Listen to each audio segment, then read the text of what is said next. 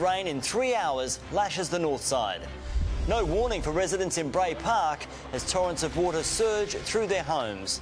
The emergency stretching from the Sunshine Coast all the way out to the Lockyer Valley, where Laidley goes under. The heroes who saved the life of a swimmer mauled by a shark in Sydney Harbour. 50 shops to shut down, jobs gone as Godfrey's goes into administration. And an urgent health warning, how to spot the hidden mould invasion in our homes. Live from Brisbane, 7 News with Sharon Gadella and Max Futcher. Good evening. Homes have been swamped and roads turned to rivers in a flash flooding emergency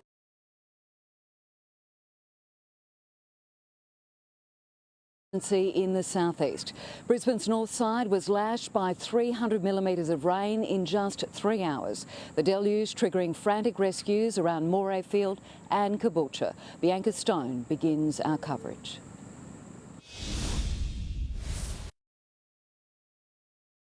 A desperate search at Limber as a swollen 6 Mile Creek turned to river rapids. Swiftwater rescue crews called in as police feared the worst. I walked down to sort of see if I could see anyone in there or see what it was. The Robinson family saw the black sedan and called police. Thankfully, it was a false alarm. The young woman inside had already escaped, climbing out through the boot to safety. You don't expect to see car lights down there. She's one of many drivers caught out. This man is surrounded by a Morayfield moat, drenched and desperate. He waits on his truck roof for help. When we arrived, we had a vehicle and probably approximately 2 metres of water. Swiftwater crews come to his rescue, paddling him to safety and onto somewhat drier land. It just reinforces if it's flooded, forget it. I'm not sure why he was driving down there, but it just gets deeper as we go. But moments later, another truck driver tries his luck, met with the same fate as the Morayfield shopping centre was swallowed. He's going to be there for the night, and if your milk and bread's late, you know why. Major roads and thoroughfares cut from Mango Hill to Dayborough, washing up cows at Bald Hills, as northern suburbs received more than a month's worth of rain in just a few hours. What we have seen in the past 24 hours is large areas of rainfall across the state, concentrated mostly to that southeast area. Soaking Samford, it reached 296 millimetres in just 3 hours. Caboolture South had 209 millimetres in 6 hours. At Bells Creek, it was 187 millimetres. 16 gauges, most of them in the Moreton region, reached over 200 millimetres of rain in the past 24 hours. In a way, I'm scared of what's going to happen to us all. BJ and his dog Roxy are homeless. They set up camp in Caboolture 2 weeks ago. Now he's scared he'll lose everything. I'm just over being homeless. I'm over being smashed by the weather. And there's just nowhere else to go. Already saturated catchments mean there's nowhere for the water to go either. Emergency alerts were issued this afternoon for residents in Mary Street. I had no idea it was going to come up this much. Yeah. I thought it was only 25 mil of rain coming, and it's been well over 200. Dwayne threw essentials into his tinny as floodwaters inundated his caravan. By the time I got here, it was just rising really quickly. This is around 9 o'clock this morning and just kept coming. Kerry Wall left with all she could fit into one suitcase. It just came so quickly, out of the blue. And yeah, I was lucky enough my friend got my car. Others weren't so fortunate. We pitched in as his car park started to fill up. You can't drive? Oh no, I can't drive. I don't even know how to get the car into gear to get it moved. So it was really wonderful that everyone chipped in. The Caboolture River is rising so fast. Within an hour, it had broken its banks, gone down this driveway and into the undercover car park. My car's in there, yeah, and it's the last one in there at the moment. Yeah. Hold these ones for me, and that one, you've got the microphone now. Candice is almost a mum of two at 37 weeks pregnant. Thank you. It's okay, it's my pleasure. You're right? Yeah, I'm right. I'll get my little boy in the car and we'll move it up. Good metre and a half in that velodrome, and also anywhere up to 2 metres in our track as well. The Caboolture BMX Club has been swamped again after losing $50,000 worth of equipment in 2022. Probably now we've lost our tower downstairs, and now we're trying to save everything as much as we can, all our appliances. The remnants of a cyclone wreaking havoc on the southeast. This evening, I'm standing next to the very swollen Caboolture River. It has dropped significantly. Right now, it is low tide. Just a few hours ago, where I'm standing was well underwater. Locals tell me the peak wasn't as high as 2022. Still, they are very, very anxious in these parts. High tide is around midnight tonight, and there is still so much water to flow down the Caboolture River as well. 6 evacuation centres have now opened in the Moreton Bay region for people who have nowhere else to go. Homes have been inundated, but it is too soon to know the true extent of the damage. Sharon, it is going to be a very long night again for many of these people here. Yeah, it's been a frightening experience for so many. All right, thank you very much, Bianca. Well, our team of reporters are standing by in the hardest hit areas. Let's go to Garth Burley in Bray Park. Garth, hundreds are still without power there. Sharon, more than 160 homes here are still in the dark, as well as hundreds more in Morayfield, but they are slowly being reconnected. There is widespread damage across this region, most notably to cars. In total, I'm told more than 70 cars have been taken away on tow trucks today, a number that could rise into the triple figures. It was always going to be a very nervous night for people here in Bray Park, now bracing for another storm hit.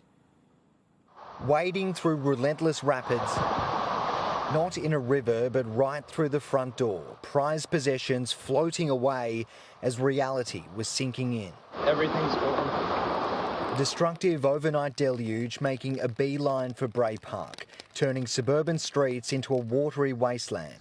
Oh, this is the Jaguar. Countless cars flooded, some carried away and leaving an almighty mess. 3 o'clock this morning, the neighbour's banging on the door and, mate, she was up to the fence. And into Justin Bromble's garage, water halfway up the wall. Nothing was spared. I just washed me motorbike too. The light of day not making it any easier. Throw away what we need to and keep what we can, I guess. The Kresh family didn't get the chance to save cherished family memories. I watched our photos go out the gate this morning. Wasn't prepared for it. Shocked. Stunned families leapt into action. The power's out and we're flooding. Oh, hell. Len Matthews' daughter pushing him in his wheelchair out of harm's way as floodwaters rose. And within minutes, the water was in the house. Unlike anything he's seen in his 85 years. Rural Victoria, we used to get floods down there, but nothing like this. It was an expensive trip for this flooded Uber in Nunda. Luxury four-wheel drives proved no match for Mother Nature on Wooloowin streets. In Caboolture, surfers chased barrels in the backyard with mixed results, finding the humour where they could. Communities now banding together for the cleanup. Arriving in style, they came on kayaks, a mini mud army with some pint-sized helpers.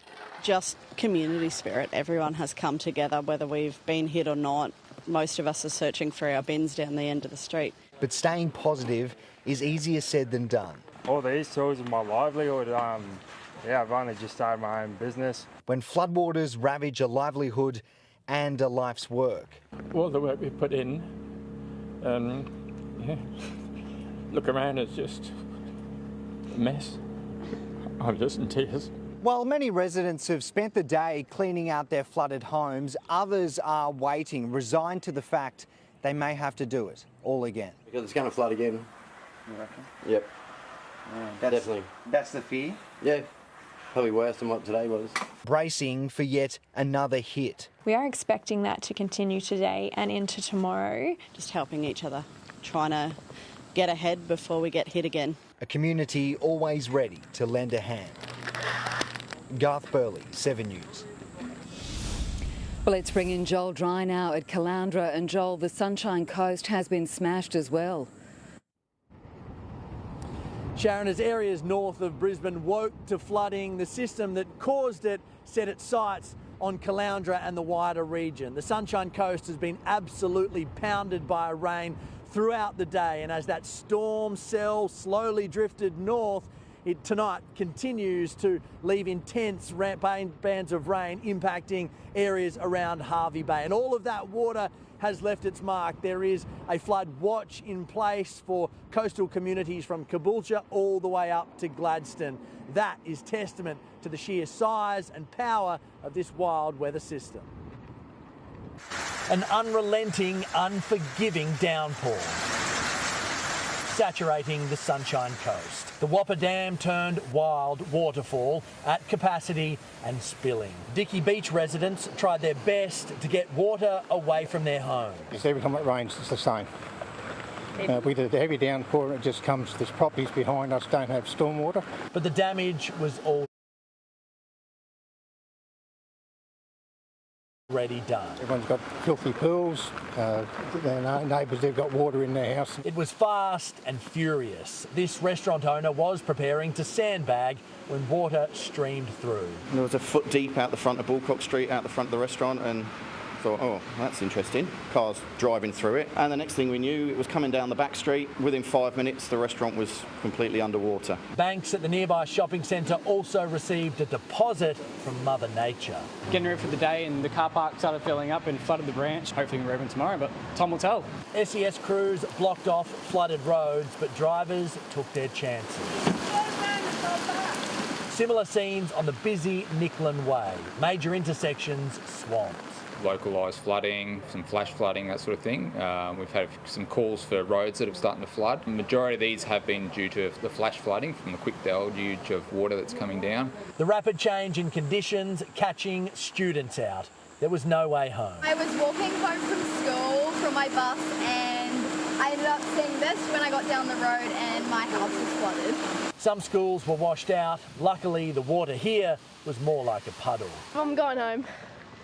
I don't like school, and especially not that. Like in many parts of the southeast, the catchments here on the Sunshine Coast are completely drenched. So all of this rain is struggling to soak in, but instead flows over ground. It can be spectacular, but it can also cause problems. Due to the high volume of demands of sandbags required for the residents, we've got the Rural Fire Service coming in this afternoon to assist the SES crews here at Caloundra to fill sandbags, just to keep up with the demand. Another Queensland community bracing for more unpredictable weather, but hoping for a reprieve. On the Sunshine Coast, Joel Dry, 7 News.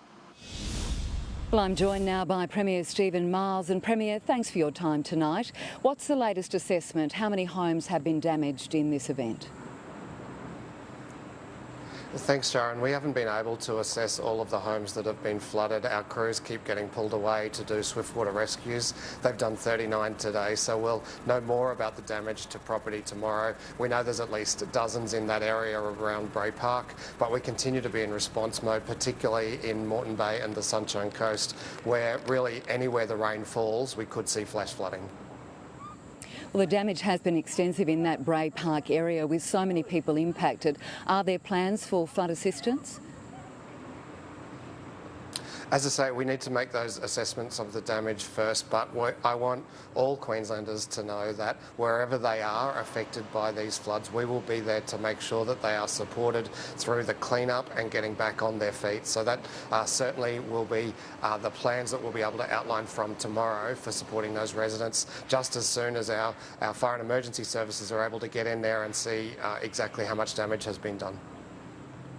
Premier, we were warned this rain from Cyclone Kirrily was on the way, but still some people were caught by surprise. Were emergency services in the southeast ready for this? Our emergency services have been preparing, as you say. These predictions were around from last week. What's hard to predict here is exactly where the rain will fall, and because of the level of saturation, the rain really can cause flash flooding anywhere that it falls. So we continue to be concerned, particularly about Moreton Bay and lower lying areas of Moreton Bay, downstream of the Caboolture River catchment, so places like Beachmere as we reach high tide late tonight. Well, we do wish you all the best with what is ahead. Premier, thank you very much for your time tonight. Floodwaters have sliced through the Lockyer Valley, leaving communities isolated and residents fearing a repeat of 2011 and 2022. There was some relief this afternoon as the water started to recede, but more rain is on the way. Lately this morning, a small town with a big problem. Locals could only watch as the water crept uncomfortably close in the main street. I'm on limited time. I'm just hoping I can beat it. Business owners scrambling to protect their livelihoods. I was able to move all the long stuff that would get wet upstairs. I kind of used my knee as a guide as to the level it would get up to. Jane Matthews has only had her clothing business for 7 months. So I haven't had a flood in there before, so I am hoping that we did enough. The heavy rain started last night. Warnings were sent out at 4:30 this morning when the river began to rise. By daylight, it looked like this. Water's everywhere. Sharon Haas took her cat and her car to higher ground. Torrential for hours, yeah, and it's very stressful because you know that thing over there is, rising. That thing being the river. That thing being the river, yeah. It's like a raging, roaring. It sounds like a roaring train. She says the water came up faster than she's ever seen it. Just anxiety, you're just lying awake. You can't sleep, your heart's going. Others also got ready to leave. If it gets too bad, we're out. Swift water rescue crews have already had to help people trapped in their cars after driving into floodwaters. It is a very dangerous situation. It's more so for the fire and rescue swift water operators that need to go out there, try and provide that rescue. Nearby Jandowie is an isolated community. The roads in and out are cut, homes and businesses surrounded, while Lockyer Creek rages through Gatton. Fast-flowing water picking up anything in its path. Across the Lockyer Valley, major roads are cut, including the Warrego Highway. The residents of Laidley have seen this all before. They've been through flooding many times, but now the waters have gone down. As you can see, they dig in and the clean-up begins. We went back to Jane Matthews' shop. Luckily it wasn't too deep, the water. It wasn't covering my foot. Just a nice layer of water and mud. Hoping to reopen soon, or at least be ready for the next downpour. Well, as you can see tonight, the water is still flowing through here at quite large volumes, and a strong current is running through this Lockyer Valley catchment area, which is exactly where the town of Laidley lies. The residents, well, they feel like they've dodged a bullet, but tonight they're going to be keeping an eye on the forecast, hoping for the best. But as they see it right now, it's time to clean up the town and prepare for the next onslaught. Let's hope there's not too much more rain on the way. Steve Hart there in Laidley. Well, let's go to Tony Auden now. And Tony, which areas are seeing the heaviest rain at the moment? Well, Sharon, has been steadily moving north through the course of the day following a trough digging in along the coast, and at the moment, while the heaviest rain is clearing north of Noosa, with a few more storms also firing away well inland near Gayndah. A severe weather warning remains current for the general threat of heavy rain and flash flooding over a fairly large area between Noosa and Bundaberg and further inland. Now, the Bureau issues separate severe thunderstorm warnings when we get those really dangerous bursts of rain, and they are much more specific and over smaller areas, as we've seen earlier today. Thankfully, none of those warnings are current at the moment. Now, looking ahead, we can expect more rain over the northern Sunshine Coast up towards Gari overnight and tomorrow morning. Then it should clear offshore through the day tomorrow, and not a moment too soon. Sharon, I'll be back soon with the forecast.